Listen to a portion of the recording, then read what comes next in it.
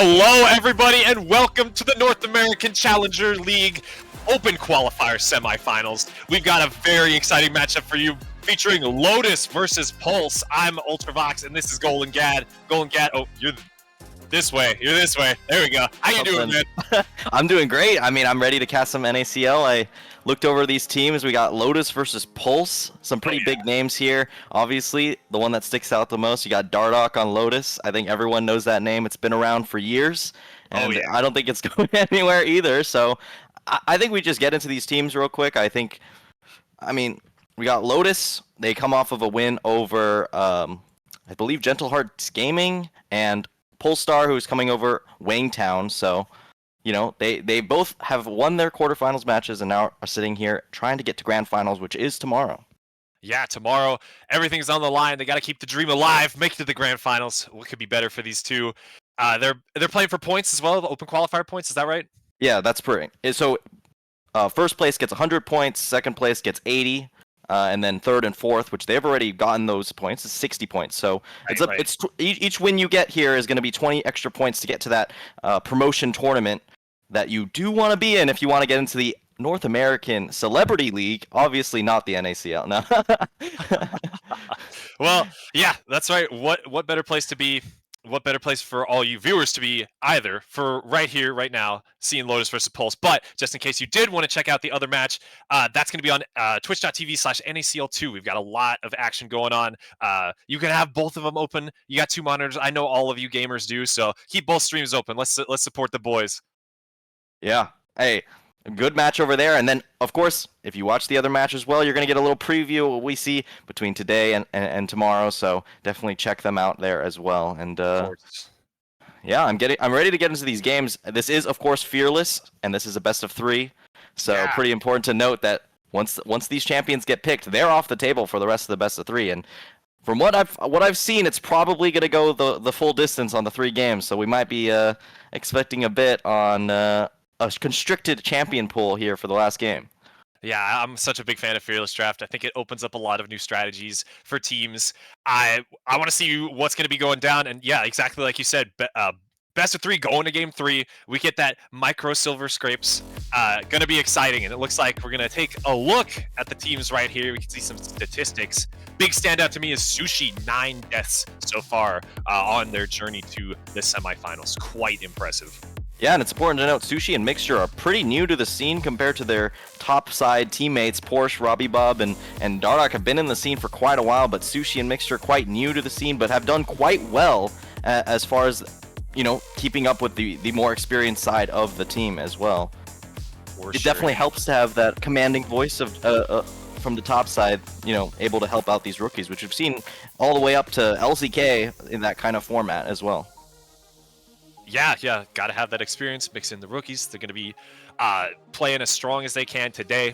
Lotus looks like they have some nice carry junglers with a strong focus on AP that's been very, very strong lately. Got some Ashe and Zeri, super popular as well. Excited to see what everybody's bringing to the table. Nico supports a spicy one. Also take a look at Mixture. Seems like they're open to a very wide variety of strategies. Senna Ornn, standout one as well. Pretty cool. Yeah, and on the other side, we got Polestar, we got Hoarder, Will, Ariandel, Prismal, and Claritz. If you guys have any familiar with the Tier 2 scene, you've probably seen Will and Prismal. They've been on, I believe, Will was on 100 Thieves Academy, Prismal was on Golden Guardians and CLG Academy, so they definitely have a long history behind them. And then Ariandel, of course, former UCI player, a little bit of a shill, as you can see by the picture there, you know. But the rest of the roster, we got Hoarder, a little bit more newer of a player, but has been holding up their own as kind of a kind of weak side, top side, but has those pocket picks that are a little bit more strong as far that you could play through. You see the Varus and the Twisted Fate there in particular, and then Claritz, of course, on that bot side as well. Always playing a little bit more of a facilitator for Prismal to really pop off. Nice, yeah. Prismal, tremendous amount of kills on that lad. And of course, yeah, we got to give the extra shout out to Ariandel, formerly Descraton. We love UCI. We're both formerly UCI, so got to keep that Anteater pride alive. Let's go, Ariandel. Keep it going. All right, so we took a nice look at the teams. I think we're ready to get into draft into just a little bit. I want to see it. I'm hyped up. I'm hyped to be here. Any predictions for what we might see in game 1? Well, from the history of it, Polestar actually is 5-0 from the group stage, and one of those 5 wins was against Lotus, where there was a bit of a differential in the bot lane. So I'm a little bit curious to see if that ends up being a recurring theme in this particular best of 3, but just based off of that result alone, I would probably just lean a little bit towards Pulse here over Lotus, but anything can really happen. The game was in Lotus's hands, and it kind of slipped away. Shout out to Aegis for actually streaming that match. Otherwise, I would not have had it access to it as NACL usually happens. You just don't have access to things that weren't streamed. So, shout out there. It's how it is. But hey, we're streaming this one, so you guys get to check it out in the VOD. If you got to go somewhere, come back. The VOD will be up, so make sure to tune in. It's going to be a hype one. Yeah. Come back later, check out all the streams, NACL2 as well. Tons of cool action. Get the full background, the full backstory for the final showdown tomorrow. It's gonna be great.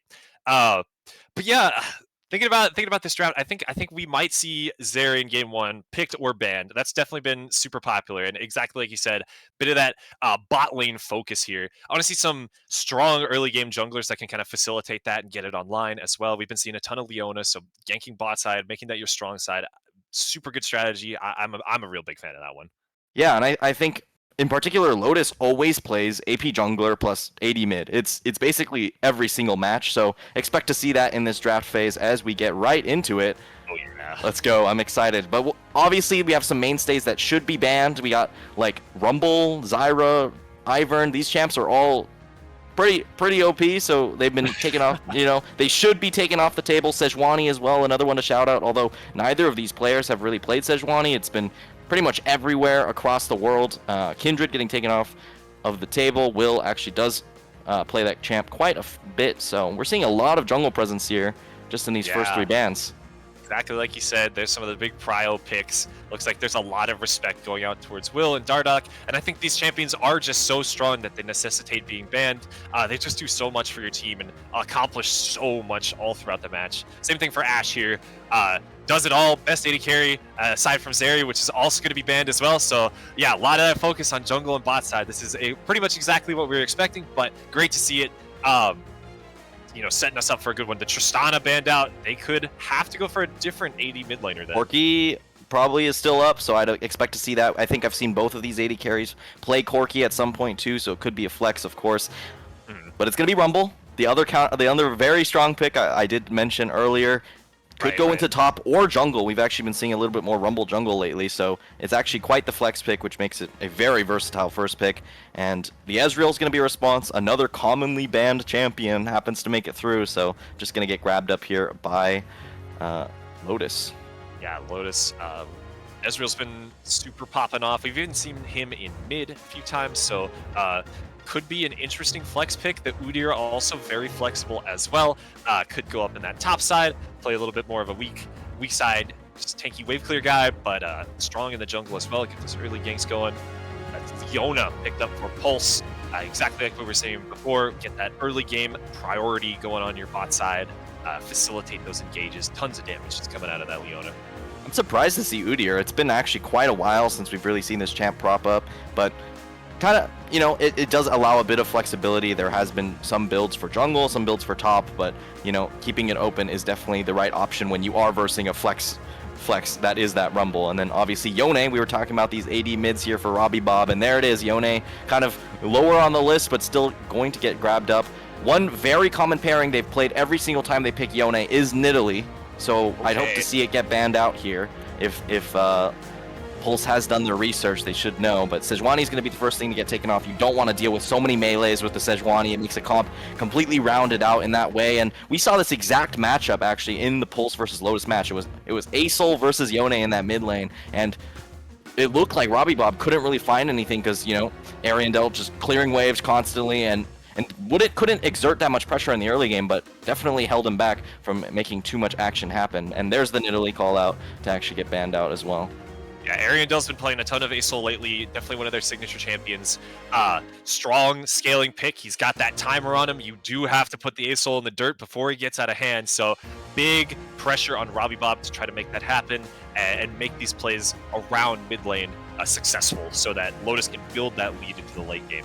It's Vi that's going to be the jungler for Pulse here. So Rumble going to the top lane. Surprising, well, not as surprising. I'm a big fan of Rumble Jungle, but yeah, I think this does make more sense. You can get in onto Ezreal, Kaisa to help you dive as well. Super good pairing with the Leona. I like what Pulse is cooking. Yeah, a heavy dive comp with a bit of range, and then on top of that, you have the Asol, who's, because you're getting dove, you're going to have to find that window to actually take him down. And then, obviously, we're seeing something a little bit strange here with the Mundo, but should be able to actually survive the Rumble lane is, I think, the idea here, and probably survive the side lane as well. I haven't really seen this matchup too much, but I think it's definitely possible. It's Mundo Jungle. It's looking like, if these positions are 100% correct, Dardoch is taking the Dr. Mundo for a stroll through the jungle, and that is definitely something we haven't really seen before. Yeah, and it's been a long time. I think pre-rework was probably the last time I've seen Mundo in the jungle, when he used to be able to just click W and really bunker down. But it's going to be the first game of Pulse versus Lotus, and I think we're just going to get right into it. All right, we are heading onto the Rift right now. Pulse on the blue, Lotus on the red. Let's get this one underway. See who's going to come out on top in game 1. Oh yeah, I'm ready for this. I mean, it looks like it's just going to be a standard 5-point start. Nothing too crazy. There's no great champions in the early game here for a good level 1 strategy, but just going to keep it nice and neutralized, and it is indeed Mundo Jungle. Our eyes were not deceiving us. Yeah, that is spicy. I do like this. Mundo Jungle was actually pretty strong a few patches ago. I'm wondering how it is now. I think Warmogs is just such a powerful item that rushing this really lets him get around the map quickly with the move speed, helps him all into fights and kind of back off and heal back up. I'm going to be really focused on this pick and taking a look to see how it affects this match. Yeah, I expect it to be a pretty strong early clear at the very least. You just want to get those 6 camps killed as quickly as possible to at least exert some pressure on the map. It's more of a, I guess, team fight / brawling champion, where you aim for 2v2, 3v3s at some point, but the ganking potential, obviously not the highest, with the cleaver being the only form of CC, and it's not even hard CC, so really gonna have to exploit the fact that Vi is so weak pre-6, and we'll see if they're able to find anything before that pick does come online. Yeah, I wonder if Dardoch just wants to try to walk into Will's jungle and look for that 1v1. I think it could be winning for Mundo early on. Could be quite an interesting strategy to explore as well. But yeah, both junglers not going to have the best gank potential pre-6, especially Will. You can see Portia getting aggressive on a Hoarder, getting that empowered R damage, that big Phoenix Storm, and that is just brutal to deal with. That's the Udyr level 1. Yeah. I feel like walking up was a little bit tough there, but should be able to at least poke back down a little bit of that HP now that the empowered R is off. But Mixture's going to find a stun at level 2. Yeah, crash down and some CC on top of it. Hoarder getting chunked to high heaven up there on the top side. Things are not looking so good for the Rumble so far. Hoarder might have to TP back to lane. Yeah, it looks like probably just going to try and farm with the traditional Rumble things. What makes this champion so strong is just the versatility of how you can lane. You can either be a lane bully or you can sit back and farm. And yeah, we're seeing that side of the coin instead. But this bot side, not the best level 1 here, but should be definitely recoverable. Yeah, absolutely. Wave's in a pretty good spot for Prismal and Claritz as well. Kind of just chill here. CS it out. They've got Will pathing down towards them eventually. Big crash on the top side, and it looks like it's going to be a proxy for Portia. They're just really putting the hurt on the Hoarder up there. Yeah, and Vi, crucially, actually skipping the red buff here. Maybe was scared for a dive, so actually just leaned towards that side, but now going to go back and pick it up. But Dardoch is actually quite ahead on the clear, but as you see, a little bit of action. Yeah, Plasma proc does quite a bit of damage to Mixture. And Prismal gets a very nice trade with Claritz's help. They're starting to turn this one around. Good trade, building up their CS lead. Sushi can pick up this wave against the turret.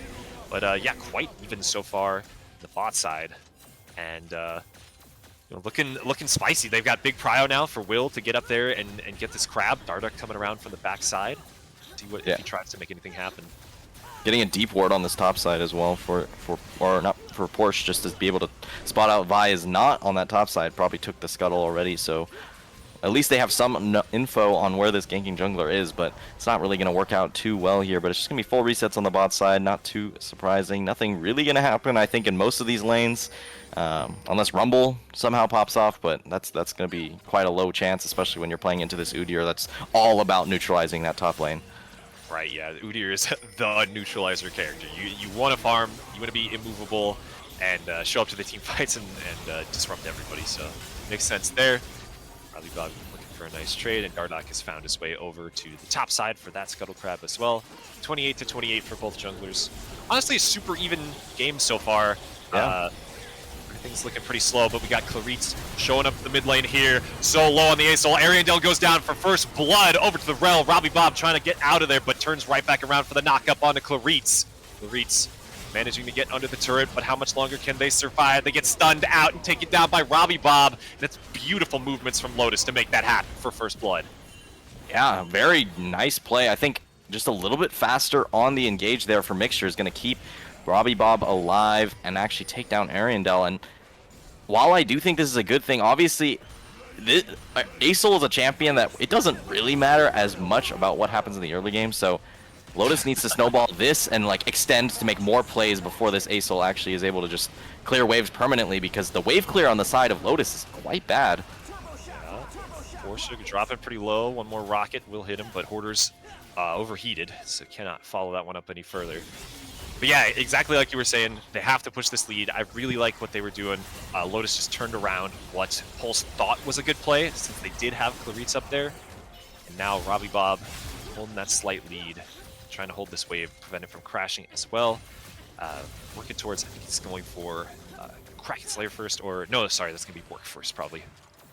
Yeah, and now they're gonna make their way up towards this Rift Herald, or not Rift Herald, sorry, Grubs, and just gonna actually end up trading Drag for Grubs, it looks like, unless Dardoch has other plans. I mean, there is a bit of a shove on the bot side, but looks like they don't want to commit to it, so it's just gonna be free Grubs here. No trade on the opposite side of the map. A little bit scared of the pressure of a Leona and a Vi popping up, so not gonna actually end up taking it.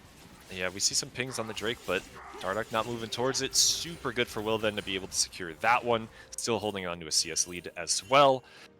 Pulse, the mid play might not have gone their way, but they're getting the objectives. They're setting up their team for success. A little bit harder for Porter to make use of the Grubs in the side lane. I think Porsche is just going to be too good neutralizing. We'll see who starts to win these trades eventually.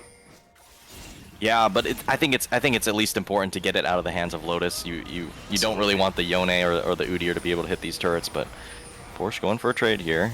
Just gonna chunk out just a little bit with that empowered Q. And we've got Dardoch moving into the topside jungle as well. He's gonna spot out Will, seeing himself as well, forcing Will away from his blue buff. She's just chilling down there. Mixture took a little bit of a roam up into the river, maybe potentially waiting for something around mid as well, but so many pings around the topside jungle. Dardoch is just not leaving. He's being annoying up there. Yeah, and I don't think Dardoch has to leave. I think really the whole point of the Mundo is to just face tank, because Vi can't ever engage because of that passive. Exactly. Robbie Bob moving up there as well, supporting his jungler. They're trying to take this blue buff away. They've been squabbling over it for about 30 seconds here. Can they get it? It could be 3v2 in the top side, but I think Pulse, they know better than to take that. They're just going to give this blue buff up, let it go. Yeah, but this should be a bit of an advantage towards the bot side, at least for Pulse here. So, you know, a little bit fortunate for them. They get a little bit of break from the jungler, but they're going to lose the blue buff in the process. So, you know, it goes both ways here as far as the gold goes. Yeah, 100% tough for Will. It's one camp, though. Lotus is kind of a small victory. I think it's a mental thing, too, kind of getting in there, feeling good about taking that. Yeah, if they take my blue buff, I'm tilted, right? No. Oh, yeah. Start to get in there like, damn you, Dardoch, how could you? They're both going to be moving over towards bot, though. I think there's a pretty good chance that we see some type of battle over this dragon. We have level 6 for Will. Could be looking for this on Sushi or something. I think it could be good. Yeah, they're just going to look towards this dragon. I think they should be able to claim it, since it doesn't look like Ariandel's on the map at all, so I think they're just going to start it up. But I could expect a fight to break out, but Porsche's just... I mean, I feel like I shouldn't even talk about this top lane. Every time it's up here, it's just like... It's like fake action, you know? So true, yeah. It's going to be Porsche taking a ton, healing it back up with that turtle stance. I'd much rather watch the bot lane down here. If we can take a look at that, yeah, it's Drake going down, going over to Lotus, putting that first one on the board. So they lost out on the grubs. Very delayed Dragon trade, but look at this, the Fate sealed onto Ariandel. The stun is right there as well. That's a lot of CC, and I don't think Ariandel's going to be able to leave this one. It's Mixture that does claim the kill, though, with the Ignite. Yeah, and quite a few deaths here for Ariandel, which has not been the trend this entire NACL OQ. Pretty low death for the most part. I think was 9 was the stat, or 11 maybe, something like that. Either way, extremely low. But Prismal's gonna go for an engage here on Sushi. Yeah, all in with the Killer Instinct. That's a lot of damage. Sushi getting a really nice trade back though. Prismal, I think, just wanted to push him off the wave. Knew that Clarice could maybe hop in there with this. Look at Will. Oh, the immunity, the CC immunity from Portia. He's just gonna power right through that one. Nice attempt from Pulse, but Portia able to outplay it. Yeah, but still gonna force them off the wave, so that's still 6-7 minions, half a level, so not too bad, all things considered. Doesn't get out any summoner spells, but still gonna be quite the beneficiary there in Hoarder.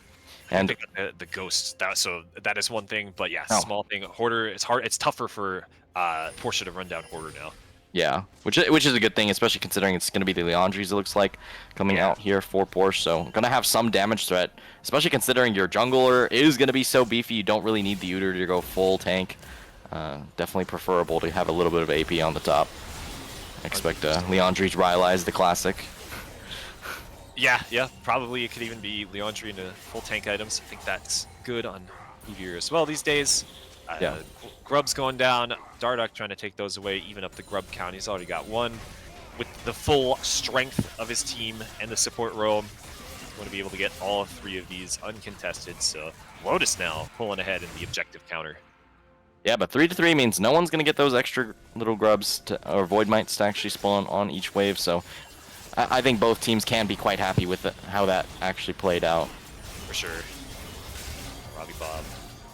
He's got some nice trading now. Way tougher for Ariandel to kind of play back onto him. Uses the E to clear waves, and it's just tough. You just get run down.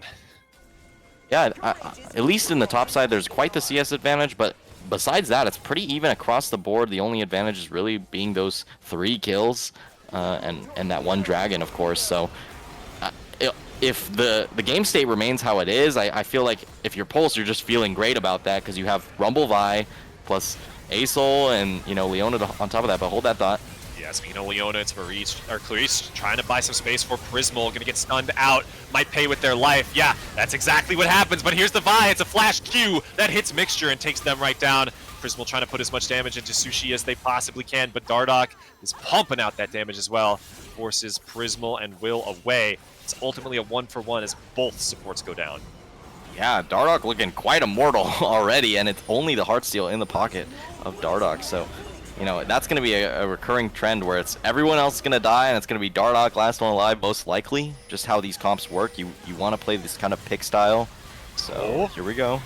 It's the cease and desist that goes in. The TP's behind. It's a double TP to try to make this one happen. Will pays with his life, but they're trying to run down Dardoch. Robbie Bob teleporting in just a little bit late. Has to disengage from Hoarder, but he's looking for it with the clone here. Breathing onto Robbie Bob. That's a lot of damage. Fate Sealed will hit 2. He cannot quite finish off Hoarder, barely surviving. That pot ticking saved his life. Yeah, extremely close fight, but this is kind of what Pulse is good for. They're always good at these kind of extremely coordinated plays where they give up one side of the map so that they can actually, support the other side and make sure no one falls that far behind. Yeah, you afford some leeway to the opposite side of the map, but they're always good about these roam plays, and it really was the difference maker when it did come to their matchup in that group stage. So, seeing a little bit of that action, but they're going to need to make a couple more of these plays happen, but you're kind of seeing the power there of Vi and Rumble as a combo. Yeah. It's as free as it gets. You lay down the equalizer, you knock him up right on top of it, and it's so much damage, so hard to deal with. I think Sushi could be in for a world of hurt this game. Really, anybody besides the 2 tanky guys up there on the top side. It's going to be tough for Robbie Bob as well. So yeah, it's all about how Will and Hoarder combo their moves. Ariandel can lay down extra damage on top of it. Everything hinges around Will's engages for Pulse. Yeah, and I think it won't be too difficult. Flash But Robbie wave for Ariandel. Ooh, very close there. It's Robbie Bob starting to pull away with this first completed item. Ariandel only has the Rylai's, will not be able to match the early game strength of Yone. Yeah, Bork Of course. Actually, you know, the first item on Yone is actually Berserker Greaves. That's full build. You're already done. True. But the board that just feels bad, you know? uh, yeah, it's tough. It's tough for Arendelle here. But with that pressure, Dardoch's going to be able to take this Drake. So that's going to be 2 Drakes in the pocket of Lotus here. And pretty much uncontested. I don't think... I think Pulse's comp really needs those strong ultimates to actually make these fights happen. So with those being kind of deposited in the last fight, not able to actually find anything. And now Hoarder just going to push up. Another one of these top lane scuffles. Happens every 2 seconds. They're just constantly all-inning each other to no effect. Order eventually takes some damage, but none of it sticks. Look at this, though. Claritz trying to buy some space for Prismal here. Dardoch has arrived. Going to be walking straight on in. I think Claritz is probably going down again. They constantly give their life for their AD carry. What more could you ask for from your support? Yeah, but it's been a rough day here for Claritz. It's just been constant pressure there. And now Porsche finds themselves in quite the pickle. Yeah, Vault Breaker lands. Porsche taking that big shield. Robbie Bob looking for the all-in in mid as well, but Prismal is here. They have the killer instinct that can make this happen. On the top side, Vault Breaker lands. It's good. Robbie Bob getting away from Prismal. The Plasma proc isn't there. I still don't think it would have been enough to finish him off, but Pulse with the counterpunch. Yeah, and that's also the turret going down, so a big influx of gold here for Pulse, and they're kind of evening it up already. Now Dardoch's going to try and run down Hoarder. Not going to actually do anything with Will still in the area, but definitely making it annoying. He's so fast with the blue smite as well, giving him the move speed as he walks through the bushes. This is terrifying. I mean, that is a speedy Mundo. Gotta watch with out almost for that. 3k HP at 15 minutes. It is scary just watching the guy go as he pleases, you know? Absolutely, yeah. That Heartsteel will only make him tankier and tankier. He's going to stand up here, take this Rift Herald, supported by his team as they respawn and shuffle back out on the map. They've got those Hex Gates to facilitate it as well. Dardoch has some primo objective control so far this game. Yeah, I'm getting kind of concerned here for Lotus's comp. Yes, the Mundo's pretty immortal, but I don't know if they have enough damage, especially considering, you know, it's going to be pretty hard to execute anything when you're getting CC'd by these CC bots. You got Vi, you got Leona, so I think they might have a little bit of a problem coming into these later game fights if they don't take it like almost like a pick comp, but not necessarily. More just 3v3s, very quick, and you need to bait out some, you know, cooldowns. It's just the execution barrier for one side is just so much easier compared to Lotus's, where you have to rely on Ezreal, you have to rely on Yone, these champions that are geared towards pro play. They're geared for very high skill execution, and they don't have the easy, oh, click R, you kill someone kind of abilities. They have a lot of little micro movements that they need to make, so I'm just getting concerned with, since the gold lead didn't really snowball as much as it should have, given how the early game went. Yeah, 2K so far. Herald will probably result in a little bit more. Still kind of a nice spot. Yeah, I agree. Arendelle, every time I see Acel, you know, you're chilling up until you're like 7K gold down, but Order might not feel the same way right now. He is not chilling. He's going to get pulled back by that Magnet Storm. Big Heartsteel proc for Dardoch. Mixture holding him down as well. Puts him in the dirt. Beautiful combination from the jungler and support of Lotus. Take down Order, but this means that there's some damage in the mid lane turret. Everybody's looking towards mid. Arendelle just face checks that bush, and he will be locked down as well. The ultimate is called down. Prismal dealing as much as they can. Mixture could be going down. Arendelle sitting there breathing, does go down. Vault Breaker on to Raleigh Bob, who immunes it with the snap back to the clone. It's a big fight for Lotus. Yeah, huge win for them there. They'll pop this Herald. They'll probably get 2 turrets. Big catch there on Arendelle. Finding the timer where Hoarder is down, has the TP, but, you know, isn't respawned yet. So they find their window. Kind of a surprising rotation, just straight into the mid lane, right into Arendelle. And then actually catching the W from Acel, not allowing any movement there. So gonna find a nice win, and that's gonna open up the mid lane. And now the map has just shifted completely, where they should have free reign over the next drag as well, considering there are mid lane waves to kind of contest with. So it should be a big win here for Lotus. Yeah, such a critical mistake from Arendelle. You hate to see it. Got just way too close there, but exactly like we were saying, we're chilling up until we're not. Is Dardoch chilling? He's taking this red buff. It could result in his death. There's the equalizer. Dardoch trying to get on out, but the Vault Breaker is good. Shutdown goes over the will. Here's Porsche and Sushi as well. Arendelle is in the top side, but Portion Hoarder takes down Hoarder. Claritz trying to get out of here. Mixture over the wall. Will try to lock down Ariandel. There's the stun. It's good. A lot of damage from Sushi. Ariandel will not be getting out of this one. Lotus just continues dominating these team fights. They've got everybody showing up at the right time, CCing exactly who they need to. The kills continue to roll in. Yeah, Hoarder, a bit of an overextension there. Didn't think Robbie Bob was in the area. Gets immediately taken down under the turret, which is pretty unfortunate considering the Rumble is such a point of power, considering where the gold was in the early game. So getting taken down means it's just going to be quite a wash there. At least they find the timing onto Dardoch with no ultimate still up. It meant that they did have a bit of a window to actually find that kill, but now it's going to be top lane. Will is looking for it with the TP on top. Hoarder is looking to find this kill onto Robbie Bob. Yeah, they're trying to look at this top side play. Robbie Bob, he's got the fate sealed, but I think he's going to be going straight on down. That's right, he's ticking with that burn from the Rumble. Stays alive for just another second, gets autoed down. That top play commitment, though, means that Lotus gets this third dragon on the board. Pulse has to start showing up to these fights now. They can't let Dragon Soul go for free. I think that's going to be disastrous for them. Yeah, especially considering it's Hex Tech and there's an Ezreal in the game. I don't want to see that, to be honest. And also, Mundo is actually a pretty notable, poke champion. I think those cleavers actually do a lot more than you think of because they do have that max health damage, especially when you are full HP. They are chunking you for 300, 400 damage, and it feels quite unfair, and especially with Hextech on top of that. Now your slow goes from 60 to like 70%, and you're not running away from him. Right, yeah. Permaslowed the champion. He chases back up to you. He's got that big move speed. Yeah, Hextech Soul for Lotus would be quite good indeed. We're going to watch this back again. Got Will. Yeah, they just Hexgate on up here. Yeah, and Dardoch just doesn't have ult here, so doesn't have the survivability that you would expect from the Mundo, especially since Vi is so good at shredding tanks with the help of that passive. But you could see here, Hoarder gets taken down on the side here, and then Robbie Bob is just going to re-engage, Mixture on top, so it's going to be some good fights here. Ariandel wisely not using Flash. Of course, there was no objective anytime soon, but at least having it means that you are safe in a side lane, considering the champs you are playing against. I think it is important to have that cooldown, so pretty wise decision there. Definitely. In that last fight, especially, Pulse just looking really disconnected. Half the team committing on top, leaving Hoarder to die. Could have collapsed down on the bottom side of that fight, but Robbie Bob just too juicy of a target. Decided to go on. Now it's Lotus with full control of the blue side jungle. Things are going to start to get pretty brutal for Will here. Camps are going to get taken away, get caught out. Look at this Hexgate though. This is going to be a fight. Mixture just charging forward, looking for that stun. The crash down is good too. Will not in a good spot, has to flash away. He's got that Vault Breaker though with Ariandel buying some space, but Sushi with the true shot barrage. It is good, and now Lotus taking a look at the worm.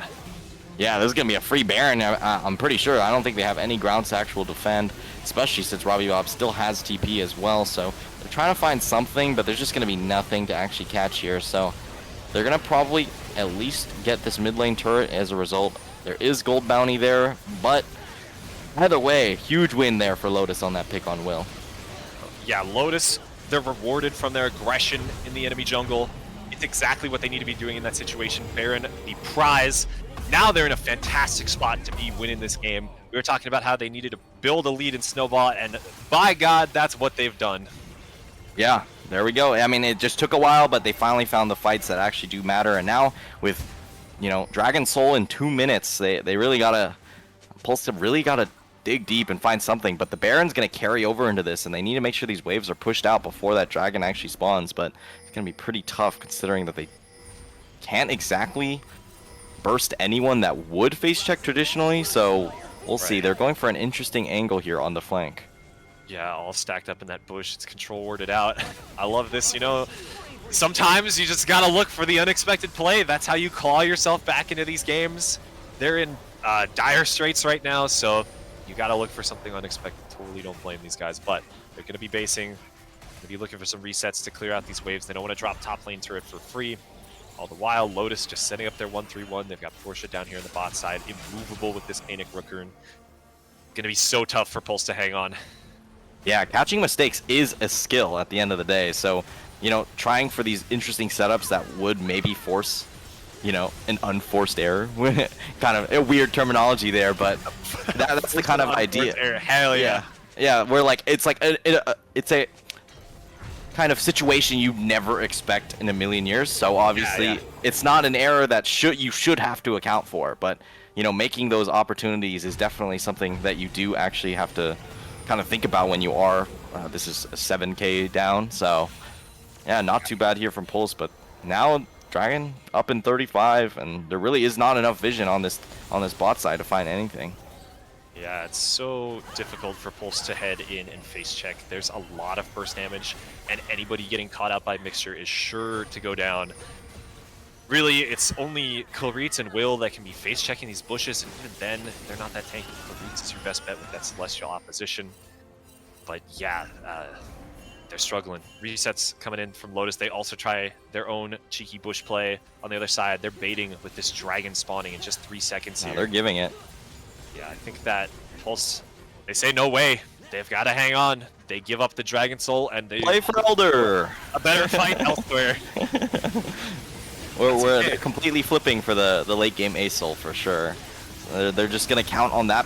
The idea that I presented earlier that Lotus doesn't have wave clear at all, and I mean Pulse has an abundance of it in the way of the Rumble. You have the Kaisa as well, is not too bad at clearing waves, so it's really going to be a classic OG like Froggen experience here for Pulse if they actually want to take it. They just need to clear these waves and hope Lotus messes up at some point, and maybe they catch an Elder Dragon or a Baron at some point, but it's not going to be easy. But if they ever take a fight that's losing, the game should just be blown wide open, so they're playing on a thin margin, but they definitely have room to play.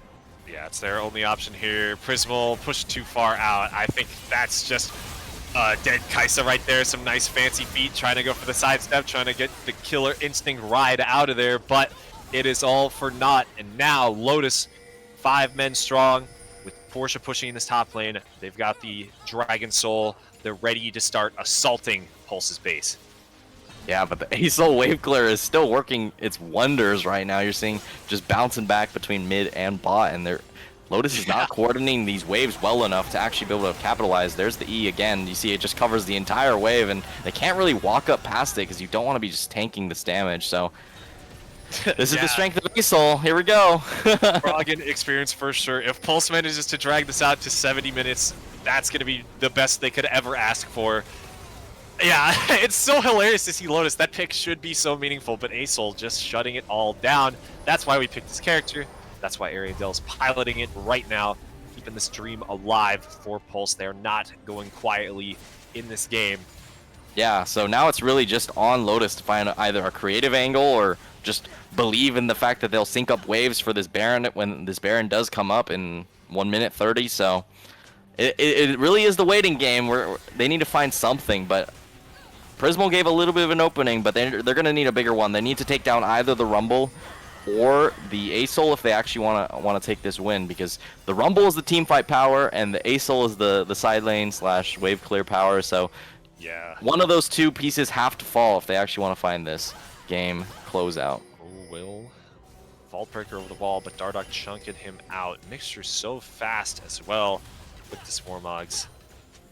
Galloping all around the spot side or top side jungle. They are looking for their pick. Yeah, pick on the Ariandel means game over, so has to stay safe at all costs.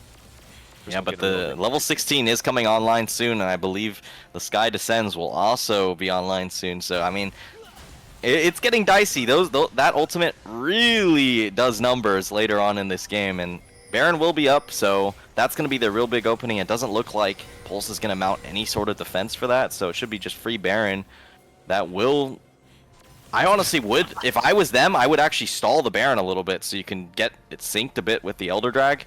But, you know, that's like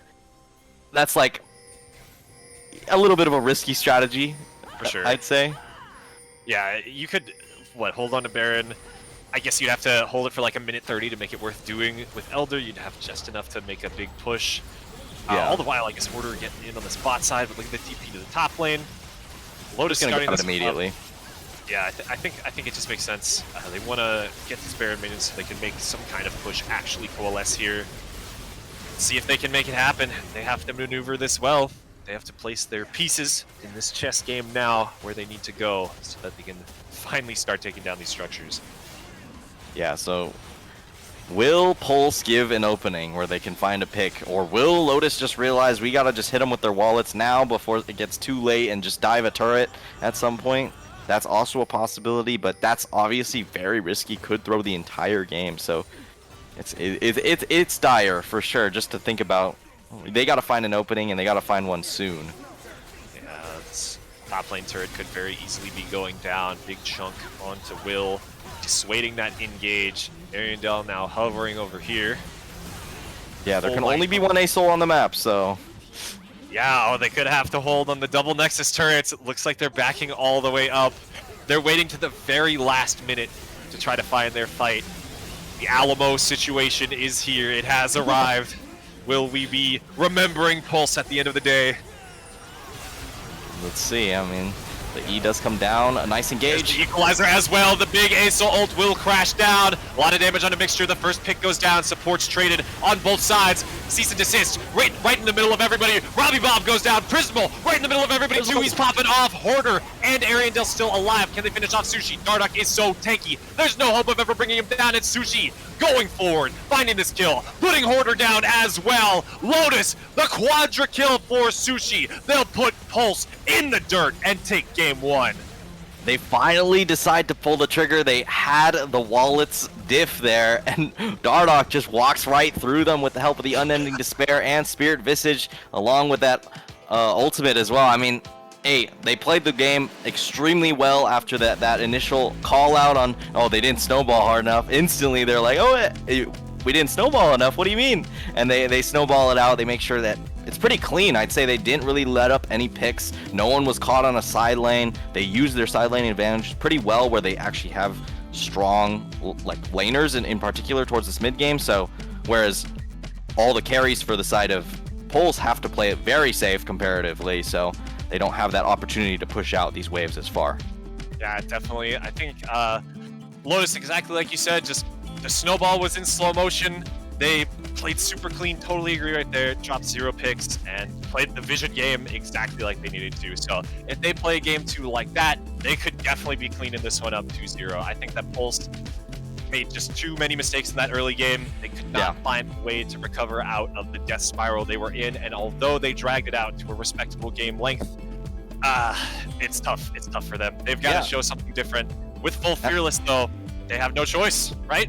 They have no choice, and guess what? I don't think Lotus is that concerned with the picks they've just used. They used Yone, Mundo. I mean, Mundo Udyr, I don't really care. That's gone. Oh, great. I mean, it doesn't matter to me that much. Those are the side picks that you do save for the first game of these best of threes, where you can experiment just a little bit. And it's encouraging for them that they don't have many of their picks gone. I mean, they still have the Tristana in the backside. They still have Corki, these Jace as well, still another pick that Robbie Bob does like to pilot. So still has quite a few picks in the mid lane. And then Dardoch never played Mundo before, so you got his entire pool to deal with. So it's only going to get worse here for Pulse. I think they used quite a few of their strong picks. Kaisa, notably, is gone now. They can't rely on that flexibility. ASOL, another one. I'm gonna shout it out real quick, but I have seen Lissandra floating around quite a bit, and that does do quite well into these melee mids. So we'll see if anything happens there. So, you know, I'm pretty excited as far as what Pulse goes. I think I'd probably lean more towards a traditional comp with a carry jungler. If I was thinking, if I was Pulse, I think that I didn't really see Dardoch extend the lead as much as I thought he should on something that's weak like Vi in the early game. So maybe you can get away with a bit more of a carry jungler for the side of Will instead. Yeah, I'd love to see it. I'm really hyped up to see the draft adaptations resulting in Fearless and resulting after this game 1. Lotus could not be in a better spot. They're up 1-0. They've got the majority of their picks. I totally agree with you there. I want to get into game 2 as soon as we can, but we're going to a quick break. So, dear viewers, don't go anywhere. We'll be right back with Lotus versus Pulse.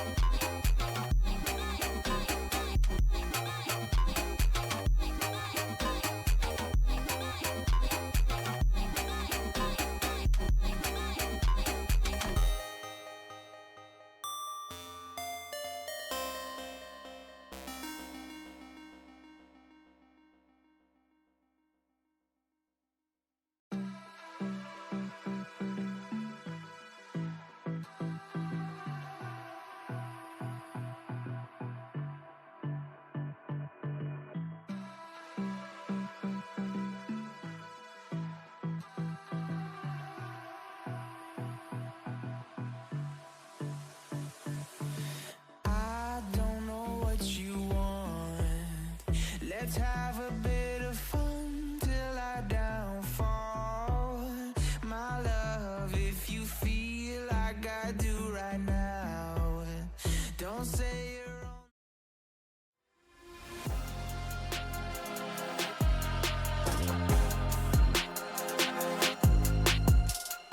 All right, and we are back with Game 2 of Pulse versus Lotus for the NACL Open Qualifiers Semifinals. We just watched a very clean game from Lotus. They built their lead. They kept it going throughout the whole game, choked out Pulse. Pulse never found their opening despite their A-Soul pick. Let's see what they pull up in Game 2. I'm Ultravox, and this is, of course, Golden Gad. You got the point right this time. We did it. We learned. Let's go. Never make the same mistakes twice.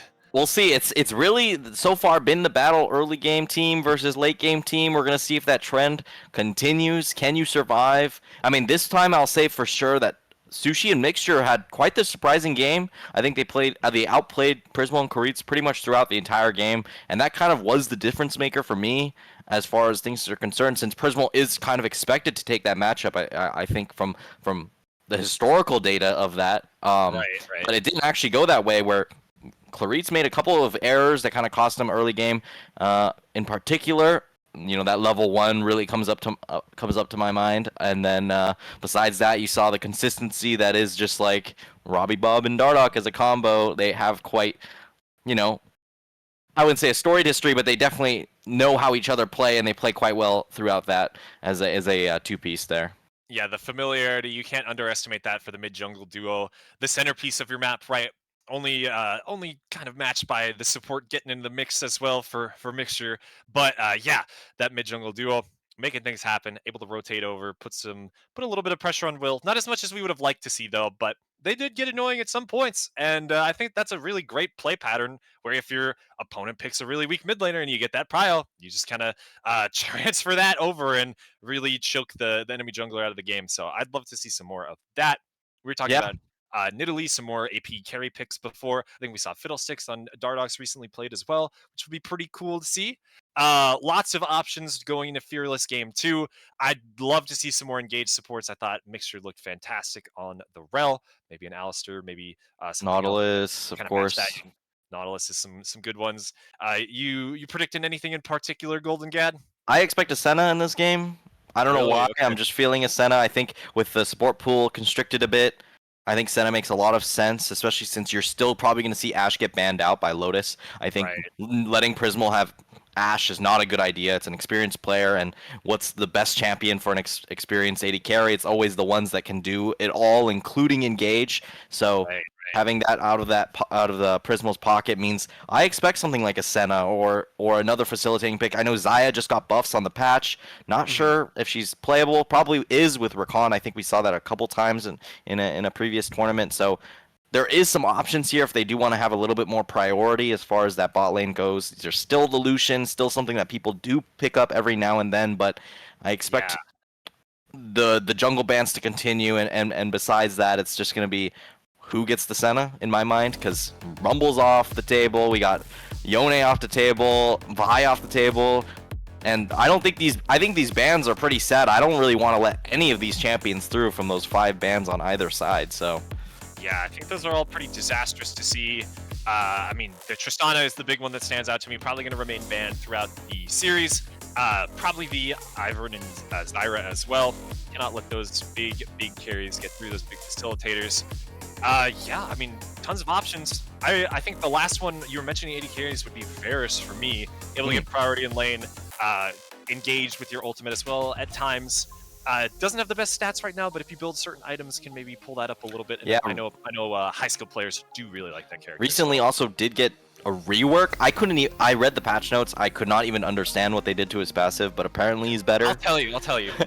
So before he used to only get attack speed on unit kill, right, and it increased when he killed champions. Now he gets attack speed, AP, and AD, and can break the attack speed cap slightly, I believe. Okay, and I saw the AD and the AP scales off of his attack speed. Is that what I was reading properly? That's the part that I'm not sure on. I know the gist of what it does. I don't know the exact scaling, so we got to get used to that one. Well, yeah, because they have like weird parentheses. I've never seen that in a patch notes before, so I was pretty confused there. But yeah, Varus, another good call out there. Kind of a staple of pro play. Offers a similar value to Ashe, where you have the ability to engage as well. You think of the classic ruler flashing forward onto Faker. That is the Varus clip of all time. So, you know, it's definitely a pick that we could see some action. I think also another pick that was played by both.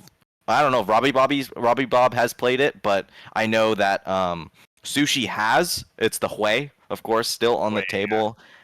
Definitely still a strong pick that has been pretty prevalent throughout all of Tier 2 NA. I remember a couple months ago, everyone was like, oh, just pick Hui. You could play it bot, you could play it mid, doesn't really matter. And it was still extremely powerful in either of those hands. And the final champ I'd call out is definitely Corki. Noticeably missing in the last ban or pick phase. So I'd actually like to see Sejuani left open if I am Pulse and just slamming the Sejuani and, banning the Corki instead. Because... you want to have a little bit more flexibility there as far as I think Sejuani is a good centerpiece that you could build a comp around. Absolutely, yeah. You just stack another extra melee champion, get those stuns real easy, facilitates things all throughout the game, and Heartsteel Warmog's a good core, good items, lots of options for Sejuani, so I do like that one. And yeah, I also like that you call out Pulse on the blue side again, and we believe they've chosen the same side. So Lotus on the red, they are going to miss that priority first pick. It was Rumble last game for Hoarder. I think that, theoretically it was really good. Couldn't really show up. I think that Pulse just got a little bit too far behind to make those team fights happen. I'd love to see Hoarder on another carry-oriented pick. Could be really cool. Maybe we'll get to see the TF. Could be interesting. That's a counter pick, though. I don't know what they're going to be going for, but if they do pick the Sejuani up first, they have tons of flexibility. Could really open up their draft for them. Yeah. Hyped to see what they're going to pull out. There's also, notably in the jungle, I think Will also plays Maokai and Jarvan, so those are some more tank picks, but Kindred is another pick that Will does play, so there it is, yet again gone, kind of taking away that identity that I thought that Pulse should play, which is a little bit more carry focused in the jungle. That's going to get taken off immediately, and if Will wants to pull out a carry, he's going to have to pick up something that he hasn't played all season, so we'll see if anything ends up getting locked in here. As you know, Zyro's going to be persistent on the ban table. Ashe, same thing. Let's see, is it Sejuani again? Is it Tristana again? We'll see what ends up happening in this next little ban phase. I mean, I think it's pretty expected that it will remain the same. Zeri's going to, you know, be the one that does get banned out here, so Yeah. not too surprising. Makes sense. Yeah, it's pretty much the same bans all around. Lotus locking in that Tristana. I think it's the exact same as we saw before, so seems very comfortable with their bans. Yeah, could be that 21st pick. Could be long AD carry. Pulse, the world is their oyster. It's the Corki, which is something else we called out too. Build that comp around that Corki. That guy is pretty good.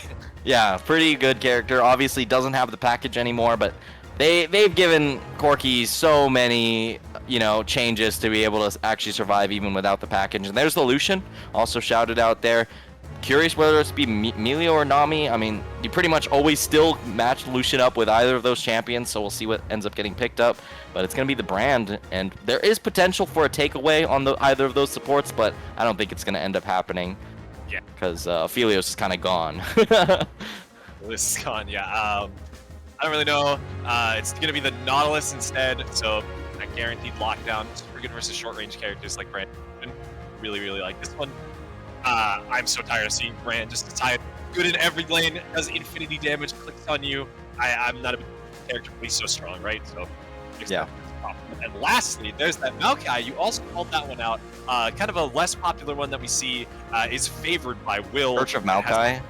That was my champion. I played Maokai all the way up to Diamond, so hey, let's go. That's no shame there.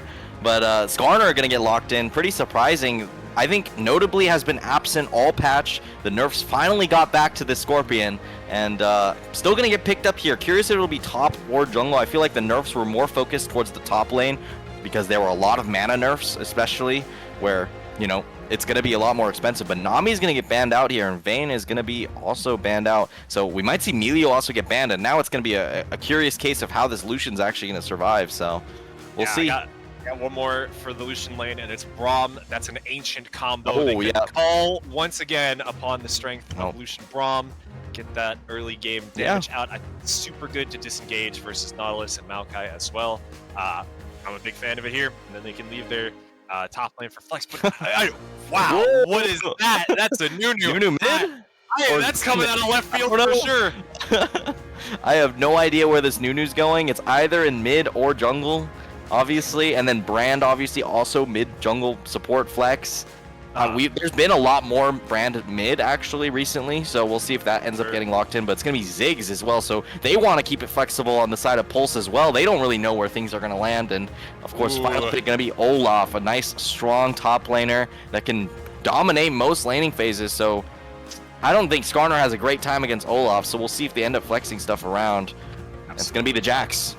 Yeah, I think you could even put Olaf in the jungle here and play Maokai versus Jax just to equalize. Oh, the classic.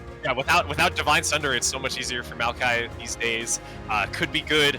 They will continue to put the Olaf top lane. However, I do believe these are correct. And we got Dardoch on the Nunu jungle. I can't believe it. Lucian mid and Brand Skarner bot lane. They are cooking something spicy with this draft. This is unreal. I don't know what I'm looking at. I gotta be honest. I don't know what I'm looking at. I don't know if Lotus is gonna win this game. I got no predictions. I think we're just going straight into game and we're just gonna see how it plays out. We got dancing Nunu in the jungle, obviously. A real classic, and it's going to be a scuffle in the top lane. They're looking to find a pick on to Porsche to start off this game, get that Olaf rolling nice and quick. Yeah, shout out Pro Comps. You can see it at the bottom. I don't think they would cook up a draft like this. This could only be cooked up by human hands. Yeah, I'm even more curious what the percentages they would give these comps, to be honest. I don't know. I think I'm favored Pulse once again. Like on paper, this is a pretty great composition. You do immense front-to-back team fighting. I mean, I give Lotus the edge in the side lane here. I think Jax definitely pulls away from Olaf as the game goes on. Lucian Mage should build that lead early, but actually, I don't think so. Corki's so strong early game now. He's not like he used to be. He's got that immense burst damage, so Yeah, I don't know about this Lucian pick, because there's a reason Tristana gets picked, because Tristana is one of the few AD carries with enough burst to actually match a lot of the mid lane threats in the meta, including Corki. So we'll see if this ends up working out. I really have no idea how this matchup is supposed to go, because it's been so long since these two champions were in the meta at the same time. One, look at this. It's a attempt from Clarice, but he misses. Oh no, it's a disaster. They invest a lot of time into that play, and it just doesn't pan out. That hurts. Yeah, that's a tough one. Clarice now has no flash, and they're going to be late to this bot side against Brand Skarner, who Skarner notably quite the poke champion when it is played in the support role. But here's Nunu mid. Yeah, Nunu mid. Oh, Darnock trying to roll into Ariandale. We can't look at it. Chris, move the camera. I think Ariandale got out of there. Yeah. Wow. Crazy action around mid lane so far already. And it's only gonna get even better. Yeah, and with that gank now, Robbie Bob has quite the space to kind of just dominate the lane for the rest of this early laning phase before the TPs do come through. So, gonna expect some prio here for the Nunu, and you're seeing that already acted out with the Maokai actually going to get the blue buff stolen by the Nunu. So, pretty unfortunate stuff there for Will. But you're Maokai, you don't care that much, to be honest, and we're going to see maybe going towards a little bit of a mid lane gank here. Yeah, Will doesn't have many camps to clear. Instead, he's going to W straight on forward, knocks back Robbie Bob, flash away. Ariandale, no flash to follow this because of the earlier gank, but Will's trying to run him down. Robbie Bob staying alive. The Q comes through. It's first blood to Will. Darnock not able to keep his mid laner alive here, but Portia has joined the fray. They're going to flash in and swing right back, avenging their teammate.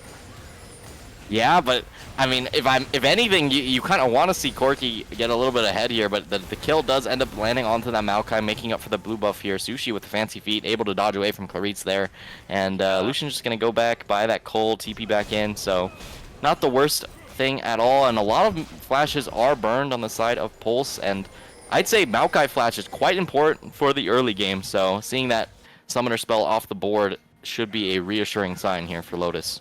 Absolutely, yeah. I look at Maokai Jungle Flash, and I think that's a kill every 5 minutes.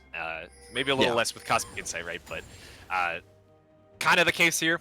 Flashed in on Robbie Bob, tried to help Ariandale get ahead. That early gank, yeah, the flash blown by Dardock, just so meaningful in the early game. We got a little bit of a trade on the bot side. Mixture going in, stunning out Clarice. We'll put that big damage in. Yeah, Ziggs and Brand, they're going to be going toe-to-toe with each other in the poke damage department, but the all-in potential not quite there. Yeah, I mean, this is a pretty interesting map state. You see Dardock on the Raptors here, splitting the map halfway through, and a nice flash forward. Now Mixture putting Clarice into the wall. Clarice will go down. Very nicely played from Mixture. They obviously have some experience on this. Skarner piloting that pushback into the wall there. Yeah, I mean... I don't think he kills now. It's just big damage, big trades. Ooh, getting the clip on the Q, yeah. It's looking pretty dire, but Dardock is on this bot side. I'm sorry, Prismal, you're going down. Yeah, Dardock being annoying, getting all these camps. This is why we're picking Nunu. Got that snowball under there. Kesha UW is proud. Mixture barely able to get outside of the turret range, and Dardock lives with sub 10 HP, surely. Wow, what is this, luck? This is crazy as Lotus, everything goes their way in that dive. Or is it skill, you know? Playing on the knife's edge there, actually able to survive, Dardock barely scraping away. And I think everything so far has been going Lotus's way. He ignites! It's not enough, he's out. He's right there. What was I saying? Like, everything going Lotus's way again? All calculated, all calculated. Yeah, exactly. Zero doubt there that Mixture could get out. Yeah, now it's getting a little concerning for Pulse. They picked a little bit stronger of an early game core, and they're getting kind of run around here by the Nunu. Not exactly what I'd expect for a semifinals of a tournament here, but Will's gonna find Sushi under turret. Nice hook is gonna just claim that kill. The Hoarder real low. Oh, healing up with those autos. Beautiful solo kill for Hoarder on the top side. Portia getting a little too aggressive. Tough when the counter strike is out. Mixture maybe trying to get in on a Prismal here. Yeah, just as things weren't looking too good, Pulse, they find some plays, they bring it back. This is going to be a roller coaster for sure.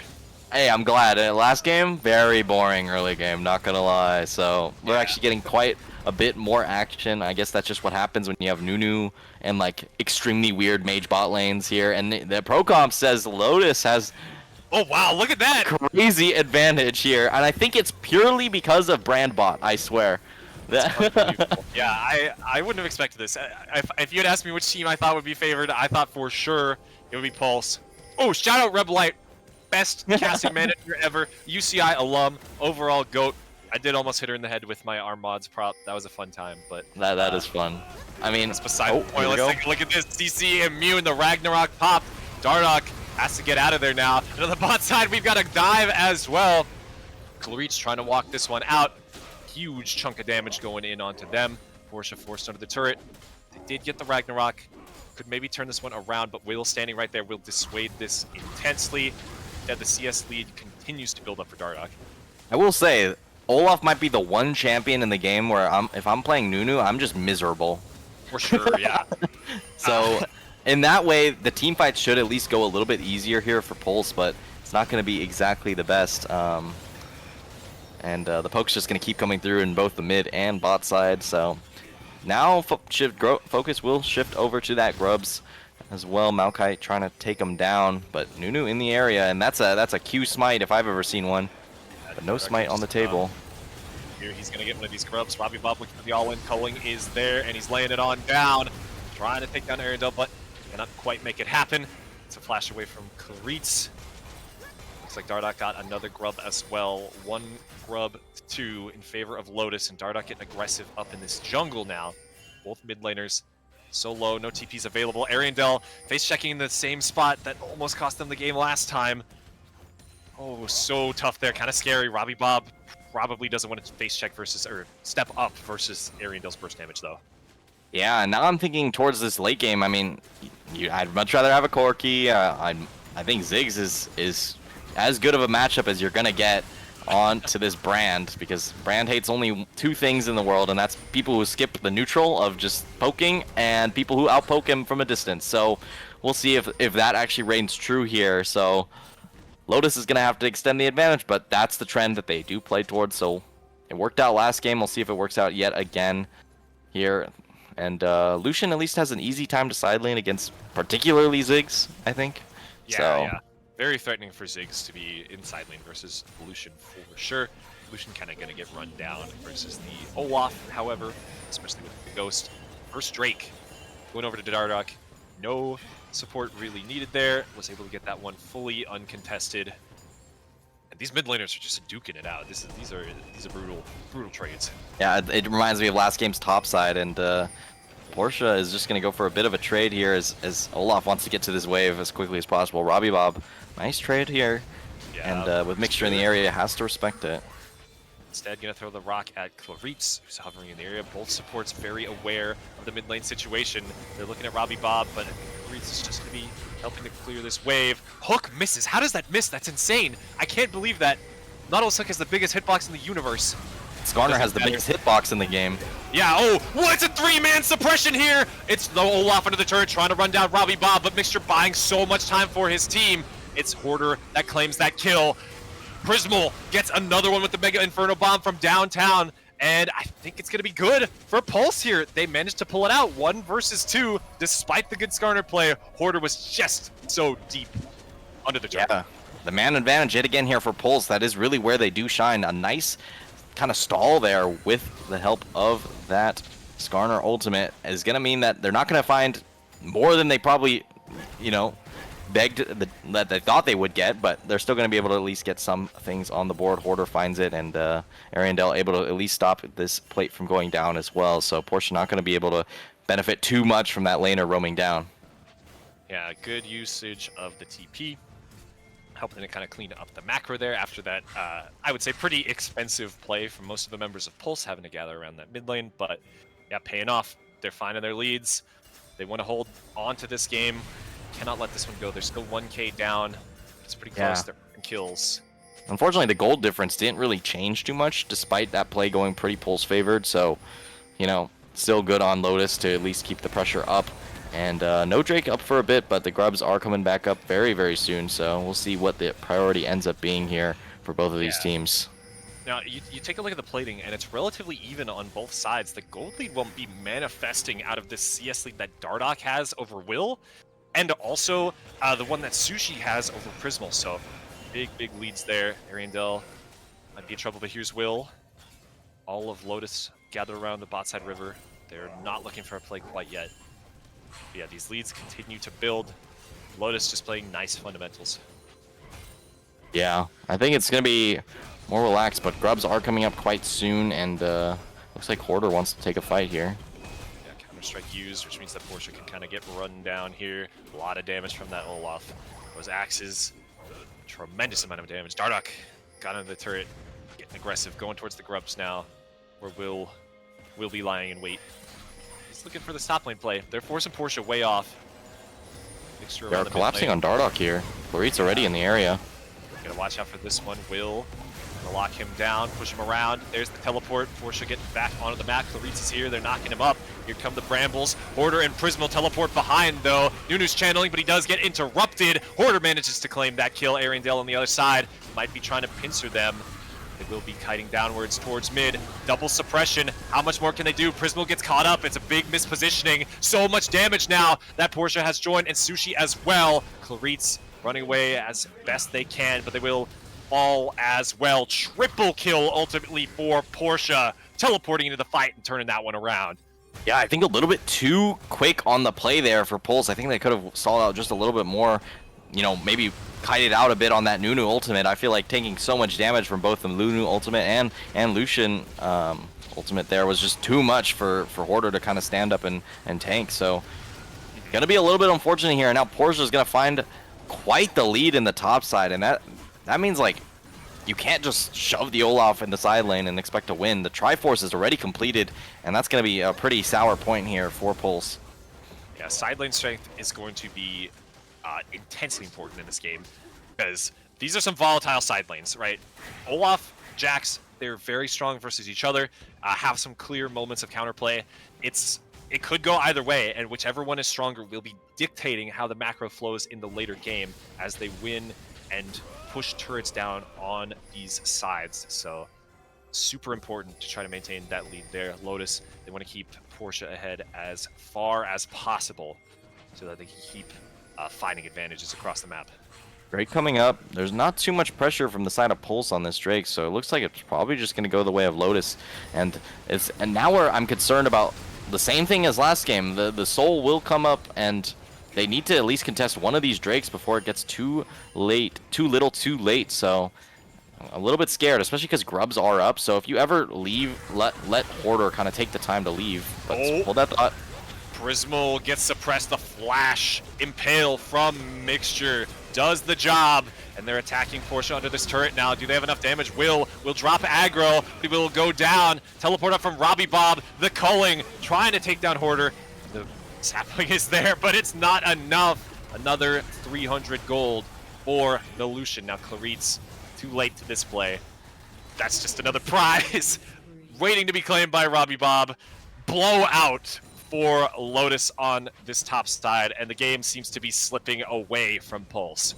Yeah, and they need to mount a defense soon. I mean, if this game goes down, they're just eliminated from NACL Q1 for the summer season. So they really need to dig deep here and find something. The comp that they drafted is pretty centralized around this Corki, I'd say. So, and the Olaf, of course. So we'll see if they're able to find anything. Ariandel with a cheeky TP is actually gonna find the kill here. Forward. Finds it. That's exactly what they need. Shutdown going over to the Corki, but Dardoch is here, followed closely by Prismal. I don't think they have enough damage to kill him quite yet. Dardoch, he's pretty fast as well. Gonna get right on out of there. 5 grubs for Lotus, though, means they can put the hurt on this turret in the mid lane, start their demolition-style activities. The Reeds, Will and Hoarder are here, but I don't think they can stand up in this 3v3. 2 members of Pulse on top. Yeah, and I mean, the side laning is only going to get harder since there is the 5 grubs on the side of Lotus. So they need, I mean, finding an opening is going to be what they really need to look for. At least they have Maokai for that kind of thing, but there is still the potential of kiting things out very effectively with the help of Nunu and Skarner, so it's not going to be the easiest picks to find anyways. No, I would disagree. Nunu and Skarner are pretty tanky, be very fast too. It's the Warmogs, looks like, for Dardoch, which means he can engage fights, step out, regen all his HP. He's going to get that second Drake as well for that extra out-of-combat movement speed, help him get in there with those snowballs. That's a terrifying Nunu if I've ever seen one. Oh yeah, and I think Dardoch's showing a good case of, you know, some of these tankier junglers. Like, the whole point of them is to kind of just exert pressure on the map. It doesn't matter too much if things are actually dying in front of you. Obviously, that's a nice benefit, but I mean, last game with the Mundo, this game with the Nunu, it's just like global pressure of where is this meatball gonna show up, and so far it's worked out in Lotus's favor. Yeah, and if you told me today that I would be watching Dardoch play Dr. Mundo and Nunu in the semifinals, then I probably would have laughed at you, but making it work on these picks, on these unorthodox tanky picks, and really putting Lotus far ahead here. There are more things unorthodox about this game than just the Nunu, but we've already talked that point down. I mean, for sure. Oh, there's nice the hook. hook. Knock Mixer Ignore out of it. Mixer. Looking for Robbie Bob. Robbie Bob has to kite the other way towards Ariandel. The culling is there and laid down. Order looking for that slow. We'll find it. Robbie Bob is not long for this world as an angry Viking is on his face, but Portia's now there and has claimed the kill onto Ariandel. Yeah, so much action, but it always just slightly favors Lotus since they have generally just dedicated less players to these plays and gotten about the same value every single time, so pretty beneficial here. No pulse. Stuck under their top lane turret. Dardoch piloting the snowball in onto Will. Here comes Sushi. Look for the big pyroclasm. There's the absolute zero as well. Claritz caught in the middle of it. Will fall. Mixture can't quite make it over the wall there. Pulse. They will not lose another member, but two of them go down. Enough to put the fights decisively in Lotus's favor and build that gold lead up to 5K.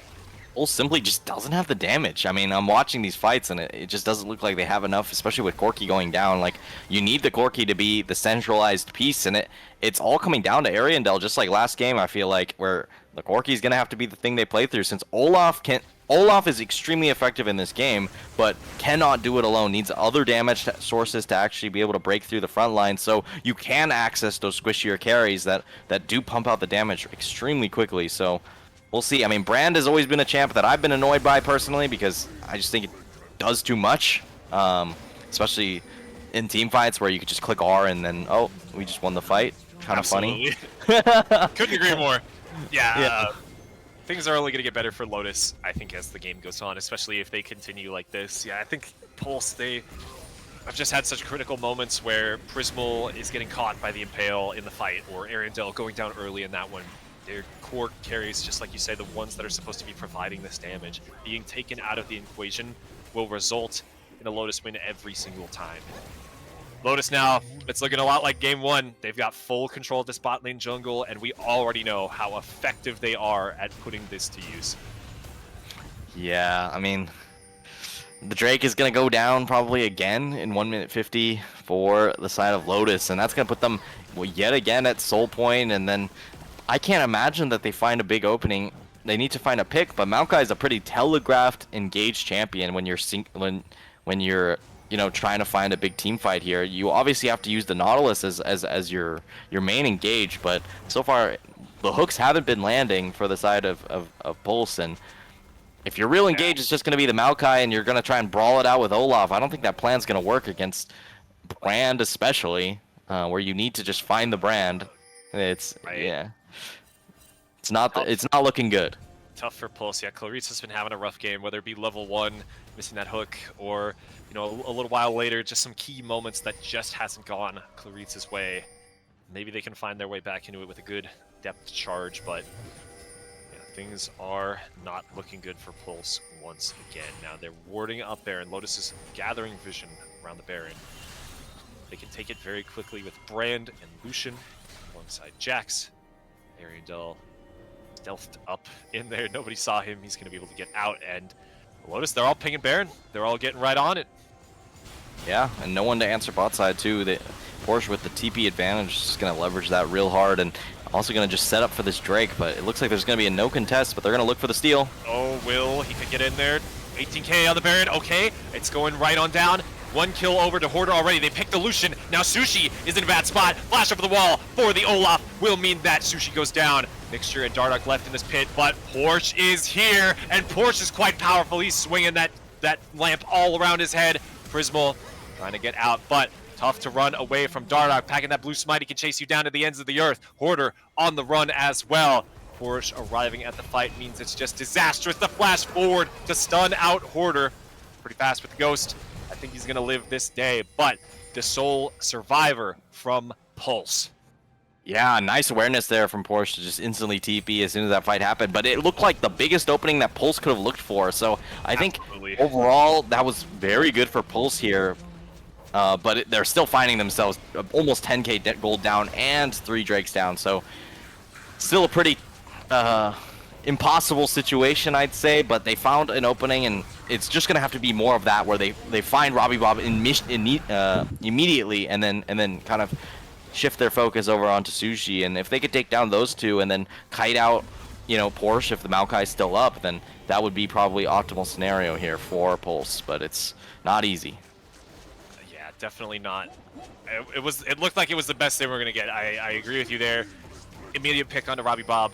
Flash over the wall to take down Sushi. Hoarder really putting in the work that fight, but everybody else just grouped up in that Baron pit, and Porsche wreaked havoc.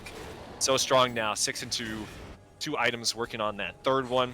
Dardoch 5-1 as well, 350 gold bounty on his head. The top side from Lotus has just been doing so much to advance them in this game and really cementing their pathway to the grand finals of NACL OQs.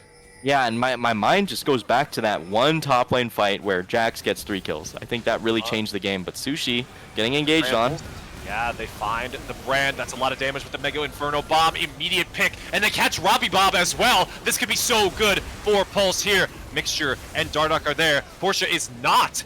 And now Lotus, they finally find themselves on the losing end of the fight. Porsche instead knocking on this tier 2 turret. They trade their structure for a team fight win, but Pulse finally managing to find one for themselves. Yeah, good tracking on the brand flash there. No way to get out as soon as that R does come through. And yeah, Robbie Bomb, I mean, getting caught by a hook. Clarit's finally landing a nice one onto him, as actually going to take him down there. And more of that is what they need, but the gold lead has not changed. Still 9k just about, so it's not looking easy. Yeah. Still, I really got nothing left to say, because a lot of it is just creative plays, and that was a creative play where they found an angle onto Sushi. But yeah, you die a couple times and your brain just says, okay, I'm going safety mode, and then it's going to be way harder to find either the brand or the Lucian here. So we'll see if they can still come up with these plays. They need to take down Porsche at some point on this side lane, but they haven't had the resources or vision to actually be able to do that. Definitely not, and I think Hoarder does lose in that 1v1 now going forward. Counter-Strike in the base damage. That sucks. Did you just see that? What was it? Both of the wards that Will was trying to kill, they replaced different control wards to deny the gold. That was just sick.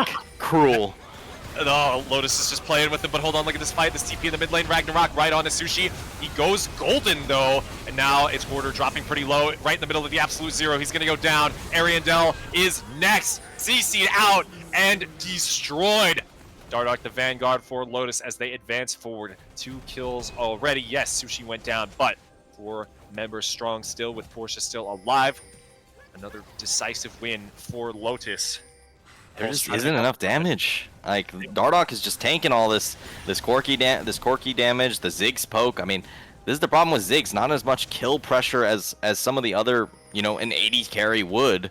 So it means that Corki really has to be the one that's leveraging that. But, Corki's gotten a couple nerfs, not necessarily the one-shot machine that Corki was immediately after the rework. So still going to need to shred through those tanks, and it's not looking that simple, since there is the Sterix gauge, there's the Spirit Visage, and if you've ever seen a Nunu press Q with a Spirit Visage, it's just depressing. So he's activating phase 2 of his boss fight. Yeah, exactly. So, but either way, it's been pretty good engages here from Pulse. I think they had an opportunity there. They couldn't do enough damage here to Sushi to actually take him down, and They must not have seen the arm guard coming, because that's a clutch purchase. Yeah.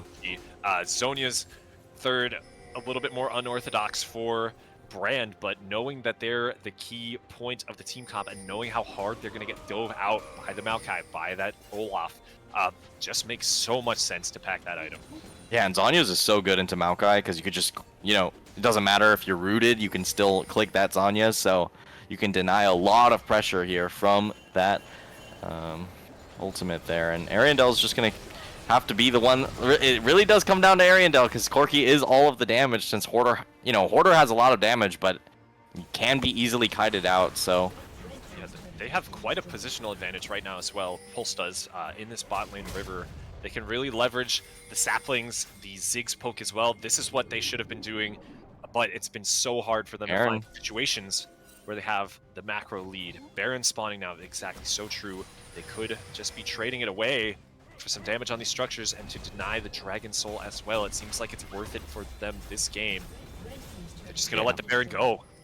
I think it's the smart decision. You could also get an inhibitor maybe here, but Porsche is backing, so if they kill this drag fast enough, never mind. They have enough damage on this Baron, so there's gonna be no contest there. But they might have a fight here on this bot side. Let's see, Prismal trying to get out of there. Porsche gonna go in onto Hoarder. Will Ragnarok and Ghost away. Mixture so fast with that traversal through the walls. Nice sidestep from Prismal. Does not get slowed down. Everybody stays alive on Pulse. And yes, they give the Baron, but they do get 2 structures. Some objective bounty gold as well, trying to even up this gold canyon that exists in this current game state. I mean, it's shrunk a little bit. It's now down to about 6k, so it's a little bit more encouraging. Yeah, sure. It's like a horror villain just crashing through those walls. Here's Skarner. Here's Skarner, yeah, exactly, right through the wall, and it's even scarier because this Skarner turns into a drill when the E does get clicked. So good rework. Nice job, guys. Nice job, Riot. But yeah, shout out to Riot on that one. I think it was a good rework. A little bit OP, but that's fine. You know, that's just how the nature of it. They tapped him down, and it's done quite a bit in this game as well. Despite all the nerfs, you know, still making it happen. Impale providing a ton of value, and just this non-stop engaged threat. I mean, Lotus has been using this pick incredibly well, so I think it's fantastic that they were so flexible in their draft, pulling this one out, pulling out these strange strategies, somehow favored by pro comps. They've played it very well, piloted it exactly how they needed to. It's a solo queue comp. At the end of the day, Nunu, Brand, like, these are champs that excel in solo queue, and that's where pro comps pulls its data from. So I'm not the most surprised to see those numbers, but it is a little bit discouraging. Discouraging indeed. I hope Pulse isn't too discouraged here as well. They're down 7k, 8k as the assault continues on their bottom side jungle. Lotus down, but not out. But they're onto Prismal, but nice knock away. Ariandel kiting this one out. Hook does not land from Claritz. They're playing on a knife's edge. An engage could mean the end of the game for Pulse. And Lotus, they still have some room to make some mistakes. Oh yeah, and now they're gonna shift their focus to try and sink these waves. Something that I don't think Lotus has been that good, like well prepped on. So that's been kind of one of the weaknesses I've seen in this team. But with the Baron, it makes it a lot easier to actually sink them. So, and also wave clear not that fast. It's mostly just, you know, Corki. I don't think Ziggs clears particularly well, especially on Baron minions where the MR is just crazy. So yeah, just gonna have to survive through it. There's no Asold this time to manage these waves like before, but Ariandel getting aggressive on a Robbie Bob. Oh, it feels tense. It feels like anything could just blow this game right out. They've successfully synced mid and bot here, so we should be able to at least get some pressure towards mid. Huge chunk of damage there. Eric's is popped by the creeps as well. And Lotus, they're playing methodically. These turrets getting slowly chunked out. Baron finally expires, but Dardoch moving up in. They tank that one up. They engage onto the Jax on the bottom side. Big Inferno Bomb, not enough to kill Portia, who has to flash away here. All the while, though, this buys Lotus some time to destroy the mid lane inhibitor turret. They almost have the top lane one as well. That one actually did go down, but Claritz finds the hook on a Dardoch. This is the fight. Warrior's looking for the opening, but he's so low. Flash away for Claritz. Keeps him safe from the Impale. He's looking for something, maybe on a Sushi. Gonna knock him around. They cannot find the fight that they need to, though. They don't have the Maokai ultimate. They don't have the resources that they need to. I feel like Will should have just snapped the engage there on Sushi, considering Robbie Bob was off to the side and really couldn't help, and Porsche was very low. I feel like that was the best opportunity they were going to get. I know it's not the most encouraging thing to just flash W onto a carry and pray your team is there to follow up, but that was probably the best opportunity they were going to get. Porsche was low, Robbie Bob wasn't there. Those are two of the biggest threats on that team, so a little bit sad there, because I think that was their one opportunity to actually come back into this game where they can find something before this Drake spawns. But now it's just going to be a bit more stalling here for Lotus for when this Drake comes up, and then after that it should be just a clean snowball off of this Mountain Drake, since the poke of the Ziggs just won't matter anymore. Mountain Drake neutralizing Ziggs, neutralizing a lot of what Corki does as well. Devastating Dragon Soul versus Pulse's comp. So Lotus, of course, they're going to pull their full resources over down in there. Will and the rest of the Pulse squad just not interested. They are staying to the top side. Yeah, maybe that mid lane fight would have been their best shot. Maybe they did have to bet it all. It was boom or bust. Now it's looking like it might be more towards bust here, as the flash forward from Mixture does miss, but look at the TPs from behind. Dardoch has arrived on the backside of the fight. Absolute Zero is devastating. Hoarder can't do much versus the damage that Robbie Bob is packing. He's flashing forward, but he cannot secure that kill as well. Porsche on the backside cleaning up the fight. It's a formality for Lotus at this point. They found their angle. They found their fight, and they're going to take game 2 and the victory here in the semifinals. GG as Will goes down. That's going to be all she wrote here for Lotus versus Pulse in the semifinals here at NACL OQ1. I mean, pretty clean game there, and it feels like Pulse, they had a good idea on comps, but these early games were disastrous for the most part. Nothing really going their way, and they couldn't bear the scaling factor to actually be able to come up and take that victory. So Lotus just going to make it a quick one for us, 2-0. No complicated game 3 with very pinched pools. They didn't indeed overcook the draft. They actually did come up with some game plan that does work. The Nunu just made it extremely difficult. Maokai not the fast clearer that other junglers are, and Nunu really exploited that, where you just saw a level 1, there's a gank in mid. Level 2, the pressure is on and the top side, and then just you saw at the end there, Nunu is just behind them for fun. And it was actually such a smart play there. Mixture baiting out Ziggs Satchel to actually be able to flash forward and burn the Ziggs flash. And then, oh, guess what? The Nunu's already there. It was extremely well coordinated on that final play. So big shout outs there for Lotus. And that's an encouraging sign here coming into this, grand finals tomorrow. Yeah, 100% Lotus. They showed up today. It felt like they completely downloaded Pulse after game 1. More of all the good stuff, that jungle invasion, that strong lead carrying, that clean gameplay after they've established their advantage. They were certainly the better team here today, and they will be moving on to the grand finals, playing tomorrow versus the winner of the other game. I think it's over now, but tune in over there to see who won and who Lotus will be squaring up against. I'm excited to see how it goes down. Nice clean gameplay from Lotus today. They will be setting a high bar, and they could be taking it all home. We hope you all in the chat, all you viewers, enjoyed this semifinal match today. Lotus versus Pulse. It was a pleasure casting here. It has been Ultravox with Golden Gad. We will be signing off. Catch us for some more OQs tomorrow.